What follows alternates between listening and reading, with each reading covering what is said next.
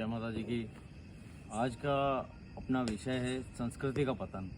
मैं कई समाजों में देख रहा हूँ कि संस्कृति का पतन होता जा रहा है, जिसमें राजपूत समाज भी एक मुख्य धारा से जुड़ा हुआ है संस्कृति के पतन में।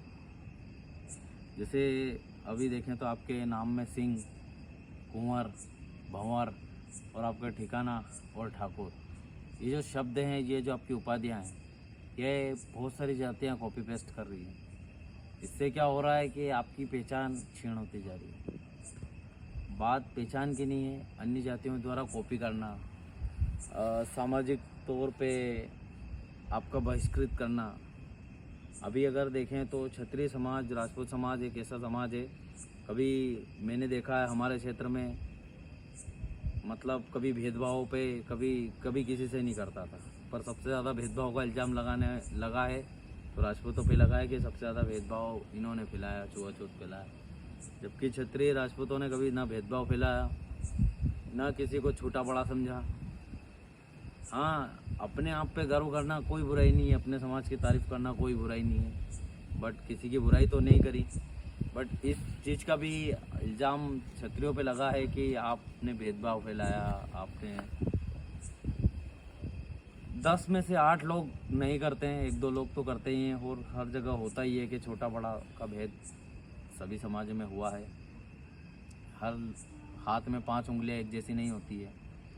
संस्कृति के पतन में ये भी इंसान, मतलब जिस तरह से आरोप लगे हैं, उस कारण भी क्षत्रियों में कॉन्फिडेंस की और स्वाभिमान की कमी आई है।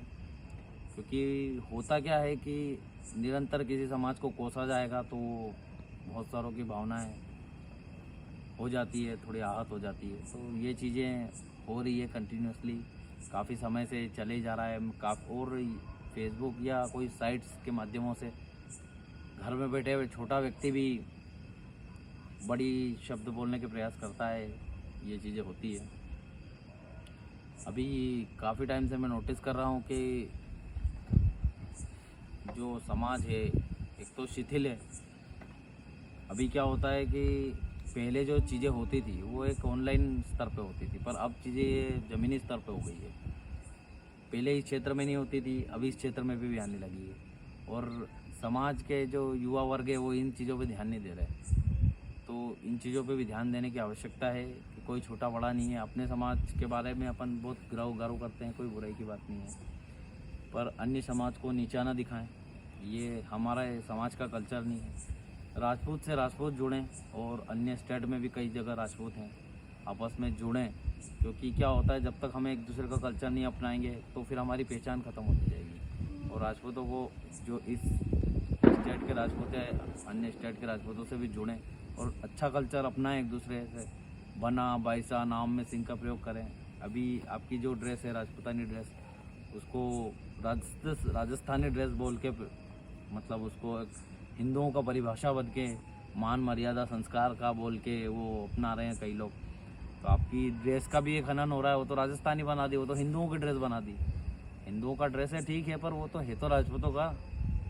पर क्या हुआ कि उसमें भी आपको नकारा जा रहा है। तो अपने संस्कृति का पहनावा तो अपन ही पहनेंगे ना, प्रथम तो हक हमारा है। तो ये सब चीज़ें जो हो रही है ना, ये काफ़ी सोचने लायक विषय है, और इन विषयों पे अब चर्चा करना बहुत आवश्यक है। समाज के युवा बना भाईसा लोग इन विषय पे चर्चा करें।